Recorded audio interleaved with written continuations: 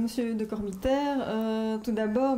quels sont, pour revenir à votre conférence de cet après-midi, quels sont les constats qui vous ont amené à dire que l'école n'était pas plus assez exigeante aujourd'hui ?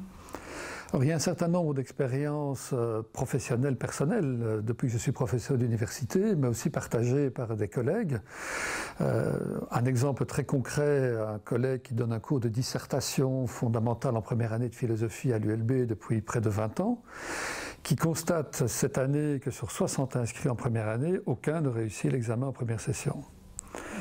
Qui vérifie l'état des notes, les résultats sur la durée, qui remontent jusqu'à 2001, qui voit qu'en 2001, la moyenne des notes qu'il donnait sur la base de la même évaluation était de 11 sur 20, et que cette année, elle est de 5,5 sur 20. Alors évidemment, on peut considérer que c'est l'effet de la massification de l'enseignement universitaire, mais à ce degré-là, ça n'est sans doute pas seulement dû à l'élargissement, je dirais, des couches sociales qui accèdent à l'université. On peut imaginer qu'il y a des causes plus profondes. À titre personnel, comme professeur de philosophie, ce que je peux constater, c'est chez des apprentis philosophes, et ici je vais parler d'étudiants de 3e année en bachelier, donc après déjà quand même une certaine sélection, je peux constater une difficulté chez un nombre quand même non négligeable d'étudiants à travailler un texte philosophique, pas très difficile, mon propre syllabus, en respectant simplement tout ce que le texte peut apporter. Tous les étudiants savent repérer les mots apparemment clés, les substantifs, les verbes. Ils ne comprennent pas pour autant ce qu'ils lisent parce qu'ils sont comme indifférents, comme à moitié aveugles, ils ont des difficultés à se saisir de tout ce qui vient tourner autour de ces termes et donner son sens précis à une phrase. Les indicateurs qui nous annoncent bien que ceci est la conséquence de ce que l'on a déjà avancé, ou qui annoncent une nuance, ou une contradiction, une objection, etc. Et on m'a rapporté qu'à l'ULB, en propédeutique pour les étudiants de première année d'histoire qui sont en difficulté, on en arrive à refaire des cours de français pratiquement d'école primaire en leur apprenant le sens d'expression aussi élémentaire que tandis que. Parce que des étudiants reconnaissent que dans un texte, quand ils rencontrent tandis que, ils ne voient pas ce que ça signifie. Donc ça sont des expériences personnelles ou quasiment personnelles. Je pourrais aussi évoquer des témoignages que je peux glaner un peu partout dans le monde de l'enseignement parce que j'y ai beaucoup de contacts et qui montrent que c'est à tous les niveaux.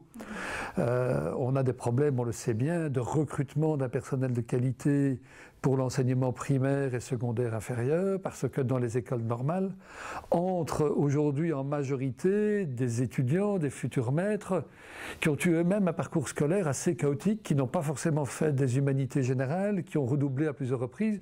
et qui démarrent une carrière d'instit avec des lacunes très fortes en français. Il a d'ailleurs été question il y a quelques mois dans le chef du ministre Marco de les obliger à passer une épreuve qui aurait été sélective au début de leur carrière d'apprenant en école normale, pour continuer à employer le vieux vocabulaire, et puis on a renoncé au caractère sélectif de l'épreuve. Tout le monde devrait la passer simplement pour étalonner les besoins de rattrapage. Et donc moi j'en tire comme conclusion globale qu'il y a une baisse de la maîtrise de certains types de compétences au moins, je dirais les compétences les plus classiques tournées autour du langage, de l'abstraction, de la maîtrise des savoirs formels, et une hésitation du politique, pour ne pas dire plus, à s'emparer de ce problème à bas-le-corps et à oser en reconnaître d'abord l'ampleur et à mettre les moyens pour le régler. Parce que c'est un chantier évidemment considérable, avec un défi supplémentaire. Si on veut, ce que je crois indispensable, être plus sélectif à l'entrée dans la carrière d'enseignant et peut-être, pourquoi pas, plus sélectif à l'entrée dans la formation des maîtres, on va évidemment complexifier ou rendre plus redoutable le problème qui consiste à trouver tout simplement des enseignants disponibles pour donner cours dans les classes. Et donc je crois que l'école est devant un défi tout à fait majeur, pris en ciseaux, entre la nécessité de renforcer son niveau d'exigence et la formation de ses maîtres, et la nécessité en même temps de recruter. Mais comment est-ce que vous expliquez cette situation? Comment est-ce qu'on en est arrivé là dans l'enseignement obligatoire? Comment ça se fait que l'enseignement obligatoire n'arrive plus Le à ce niveau nombre de facteurs potentiels est évidemment extrêmement grand. Et donc je ne prétends pas du tout, n'étant pas un vrai spécialiste de ces questions, pouvoir les énumérer tous. Il faut certainement ne pas oublier, et je n'ai pas pu en parler dans mon exposé ici à l'université d'été par faute de temps, il faut évidemment ne pas oublier certaines caractéristiques de la société belge,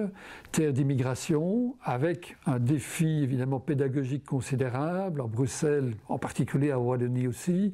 face à des élèves de plus en plus nombreux, issus de familles extra-européennes, dont le français n'est pas la langue maternelle, dont dans certains cas, pour l'ancienne immigration de main-d'œuvre, le niveau culturel des parents est souvent très faible, un certain nombre même analphabètes.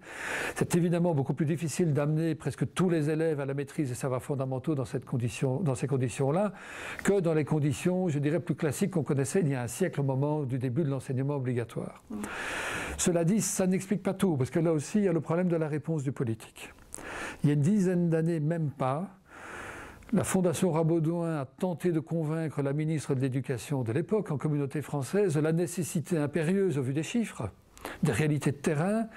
d'apporter dans les écoles un soutien massif pour l'apprentissage du français à destination des élèves issus de différentes formes d'immigration de main-d'œuvre. Et la réponse de la ministre a été « on ne va pas stigmatiser les enfants des classes populaires ». Il a fallu encore tout un temps pour admettre qu'il y avait bien un problème majeur de maîtrise de la langue, tout à fait naturellement pour ceux qui ne vivent pas dans un vivier francophone depuis de longues générations. Donc ça, c'est un facteur un peu particulier en Belgique, au sens où il a une acuité évidemment plus grande que chez certains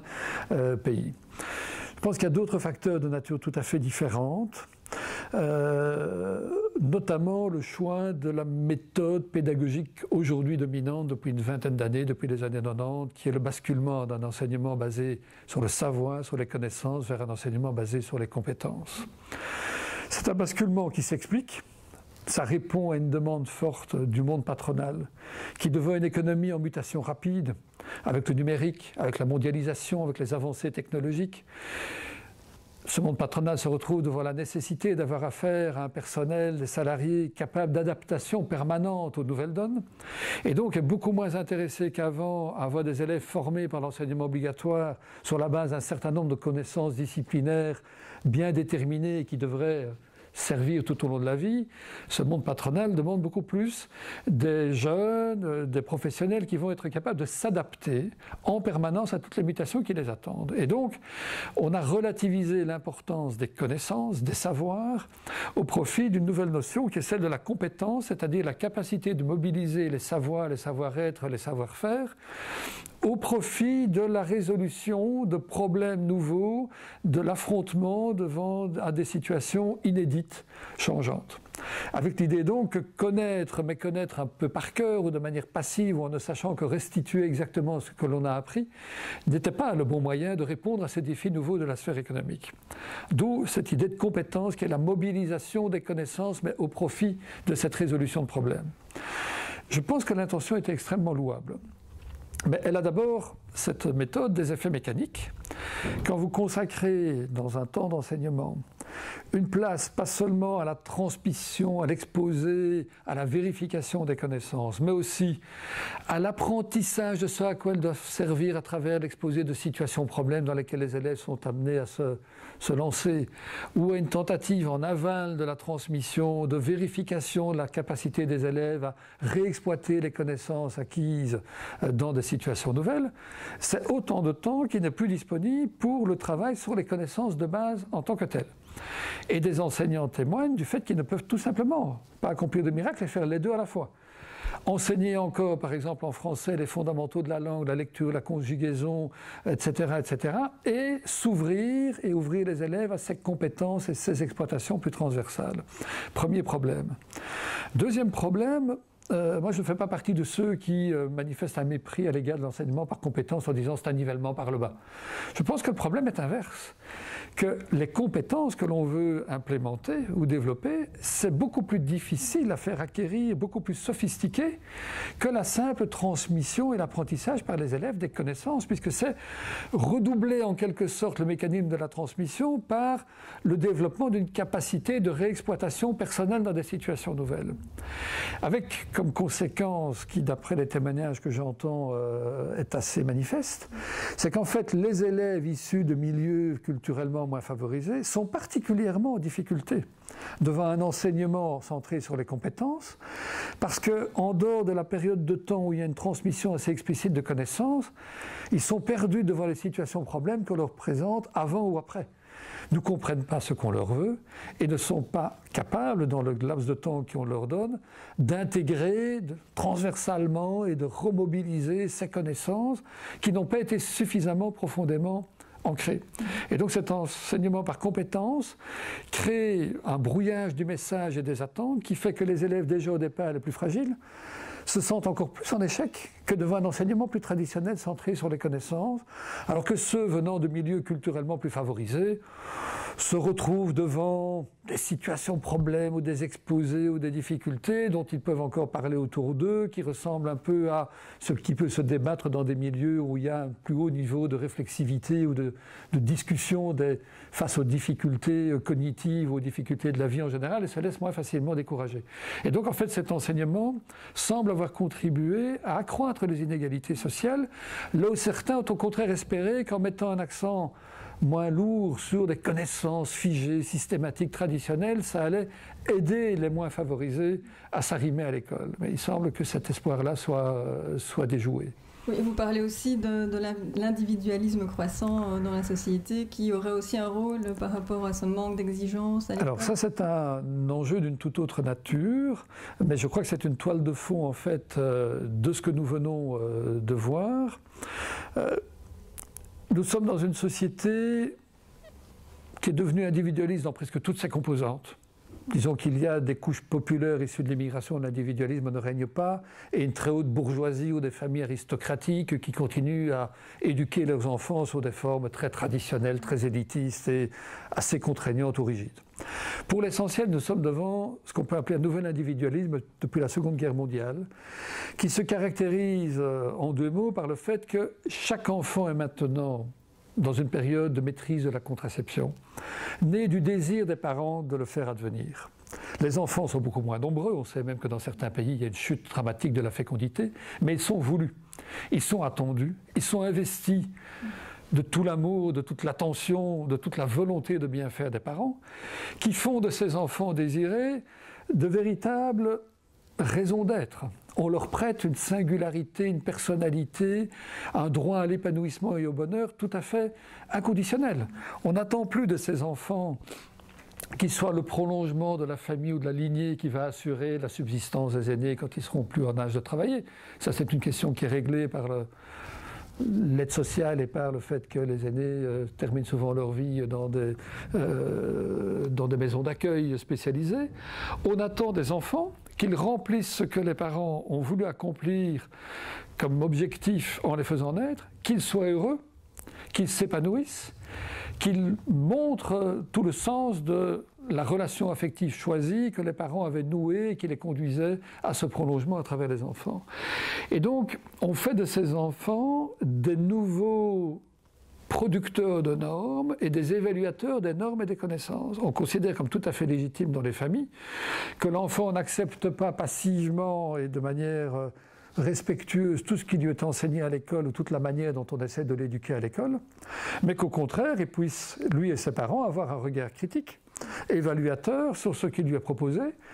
et juger ce qui lui est proposé ou imposé au regard de ses attentes, de sa personnalité, de ses projets, etc. On sait qu'aujourd'hui, et c'était l'inverse il y a encore 30 ou 40 ans, un enfant qui se fait sanctionner à l'école pour un comportement, disons, pas totalement respectueux, a plus de chances d'être appuyé par ses parents qui viendra se plaindre ou demander des comptes à l'enseignant, alors qu'il y a 30 ou 40 ans, il avait à peu près toutes les chances d'avoir une punition supplémentaire à l'école de la part des parents qui voulaient bien le faire rentrer dans le rang. Il y a là une toile de fond individualiste qui relativise l'importance des savoirs, puisqu'ils sont évalués à partir de ce petit être assez souvent divinisé qu'est l'enfant et son droit à l'épanouissement. Et on a une autre forme de relativisation des savoirs qui là n'est pas liée à l'individualisme qui vient converger, qui est une critique savante, universitaire, à laquelle il m'arrive de contribuer aussi, de ce qu'on pourrait appeler la civilisation occidentale dominante. cette domination que nous avons exercée, l'Europe de l'Ouest, les États-Unis, pendant 2 ou 3 siècles, sinon davantage, de manière assez brutale, il y a une mise en question d'à peu près tous les savoirs enseignés traditionnellement à l'école, parce qu'ils sont caractéristiques d'une société capitaliste, bourgeoise, impérialiste, colonialiste, machiste, patriarcale, spéciste, productiviste, etc., etc. Et ça diffuse dans le monde intellectuel, dans le monde enseignant, dans le monde politique. Aujourd'hui, il n'est plus du tout évident que l'école ait pour obligation de transmettre ce qu'on appelait il y a encore 2 générations la culture classique ou la culture tout court, puisque la culture classique a fait l'objet de procès critiques sur ses impasses, son caractère idéologique qui soutient le pouvoir des dominants, sur le fait qu'elle était à l'école un mode de sélection des moins favorisés qui, n'étant pas baignés dans cette culture classique, ne parvenaient pas à y accéder et donc étaient toujours sanctionnés sévèrement dans leurs notes quand il fallait au cours de français apprendre des auteurs trop difficiles pour eux. Tout le savoir qui était jugé encore à peu près incontestablement légitime il y a 50 ou 60 ans a été passé au tamis à la fois de cette critique savante et de cette relativisation au tamis de, encore une fois, le droit à l'auto-affirmation, au jugement autonome des enfants. Et donc l'école semble douter de sa propre mission. Hannah Arendt avait écrit en substance que l'école était une institution conservatrice par principe, puisque vouée à la transmission. Aujourd'hui, il n'est pas évident qu'il y ait encore des contenus incontestables à transmettre. Donc d'où pourrait venir la solution? Comment l'école peut-elle évoluer justement pour diminuer les inégalités, pour revenir à davantage de rigueur Alors, moi, je ne suis pas sûr d'avoir les bonnes solutions. Je suis convaincu qu'il y a un bilan critique à opérer de l'enseignement par compétences, à faire réaliser par des équipes sans doute de pédagogues ou de spécialistes qui ne soient pas tous déjà acquis à cette méthode d'enseignement qui est quand même très dominante dans le champ intellectuel francophone. Et on pourrait peut-être récupérer un certain temps d'enseignement au profit de savoirs centré sur les contenus, sur la systématisation, sur l'abstraction, quitte à mettre donc la pédale douce sur la problématique des compétences. Ça peut être une première chose. La deuxième chose, c'est prendre très au sérieux les difficultés que j'évoquais en commençant, liées à une terre d'immigration qui accueille à l'école de nombreux publics qui ne sont pas idéalement armés au départ. Prendre très au sérieux les difficultés que connaissent ces élèves, mais sur un mode volontariste et réformateur. Ne pas faire un mauvais usage d'une certaine sociologie critique de l'éducation qui a montré à quel point l'école a tendance à reproduire les inégalités et ne pas être déjà d'emblée fataliste en se disant qu'avec certains enfants issus de certains milieux, on n'arrivera jamais à les faire progresser extrêmement loin. La sociologie critique de l'éducation était bien fondée sur l'idée que les différences scolaires n'étaient pas du tout des différences d'aptitude de la part des élèves, n'avaient rien de congénital ou de fatal. C'était simplement des contingences sociales qui faisaient que, nés dans telle famille, dans tel univers culturel et professionnel, certains enfants avaient moins de chance que d'autres. Donc, le message de base devrait être « tout est possible avec tous les enfants ». C'est un message qui a été un peu perverti en une compréhension de la sociologie critique de l'éducation comme ayant montré presque la fatalité de la reproduction ou de l'accroissement des inégalités à travers l'école. Donc là, il y a un tri à opérer dans ce qu'on retient de tout un courant intellectuel.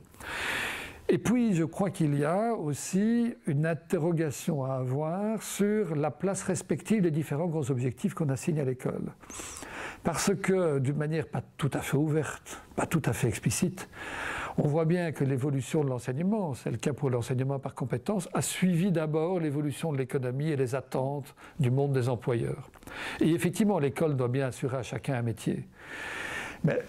il est essentiel aussi qu'elle prépare à une citoyenneté, à une certaine forme de culture, à un certain exercice de l'intelligence qui sont fondamentaux pour l'exercice de la démocratie et aussi pour l'exercice de la justice sociale. Et donc il y a là une discussion à avoir sur les types de compétences et de connaissances fondamentales répondant aux grands objectifs de l'école. Et comme le rappelle souvent le CEGEC, et sur ce point je ne peux qu'abonder, essayer peut-être d'éviter que l'école soit envahie par toute une série de missions annexes qui deviennent de plus en plus centrales.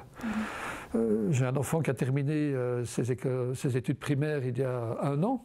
J'ai été frappé par la place qu'avait prise dans sa formation à l'enseignement primaire toute la série des initiations au code de la route, à l'apprentissage du vélo plus ou moins sur la voie publique, la découverte d'un commissariat, qu'est-ce que le métier de pompier, etc., etc. Les excursions en tout genre. Il y a incontestablement des leçons de choses, comme je disais il y a un siècle, ou des découvertes de la réalité sous des formes très directes, des expériences personnelles qui peuvent être très formatrices. J'ai le sentiment qu'on a réduit globalement le temps d'apprentissage par cette ouverture de l'école à une série de missions qui sont peut-être trop annexes, par aussi la réduction du temps de présence en classe pour d'autres motifs, et qu'il y a vraiment des interrogations à avoir sur les objectifs majeurs qu'on donne à l'école et en quelque sorte écarter tout ce qui serait très sympathique si on avait le temps et les moyens, sûrement utile mais qui n'est pas aussi essentiel. Et pour terminer, que peut-on attendre du pacte pour un enseignement d'excellence tel qu'il se présente, tel qu'il se profile aujourd'hui ? C'est très difficile à dire, pas tellement parce que nous sommes dans une situation politique un petit peu confuse dans l'immédiat, ça se décantera, mais parce que ce pacte a débouché sur un document final, si je ne me trompe, de plus de 300 pages. Il y a des dizaines et des centaines de propositions, donc déjà, que va-t-on sélectionner? Et surtout, comment va-t-on mettre en œuvre? Une des mesures phares, c'est le fameux tronc commun pluridisciplinaire, polytechnique et rigoureusement commun qui devrait donc régner sans exception dans les 3 premières années du secondaire. Intellectuellement, l'idée me paraît tout à fait judicieuse de mettre davantage d'égalité entre les différents types de connaissances, de savoir, d'intelligence, de type de performance possible entre le créatif, le polytechnique, le plus abstrait, le scientifique, le mathématique, le littéraire, etc. Encore faut-il le faire en donnant à chacun de ces savoirs toute la dignité et l'impérativité d'un savoir fondamental. Et en évitant que ce tronc commun pluridisciplinaire et polytechnique devienne le lieu d'apposition, de coexistence de différentes disciplines qui, parce qu'on ne peut là aussi pas tout faire dans un horaire très réduit, un lieu de coexistence de différentes disciplines qui pour certaines sont réduites à moins de fondamentaux alors qu'elles sont déjà apparemment en difficulté, et d'autres qui prennent un certain essor, une place nouvelle, mais qui ne sont peut-être pas développées non plus suffisamment pour être véritablement porteuses. Donc rien que la mise en œuvre opérationnelle pose des questions, et personnellement, autant je crois que la diversité des intelligences doit être cultivée, autant il y a un principe de réalité à observer. Et on pourra avoir un risque de saupoudrage, quelques heures de latin par-ci, quelques heures de technologie par-là, un petit bout de créativité artistique, etc., qui ne pourrait ne faire que des frustrés, plutôt que de renforcer les connaissances et les intelligences dans tous les domaines. Donc c'est moins, je dirais, la littérature produite par le pacte qui va compter que les discussions plus serrées autour des méthodes opérationnelles. Oui, la mise en œuvre sera... Comme toujours, le diable est dans les détails, voilà. Et il n'y a dans l'enseignement, à côté de l'essentiel, que des détails. On sait bien qu'ils sont très nombreux et de toute nature. Voilà, merci beaucoup.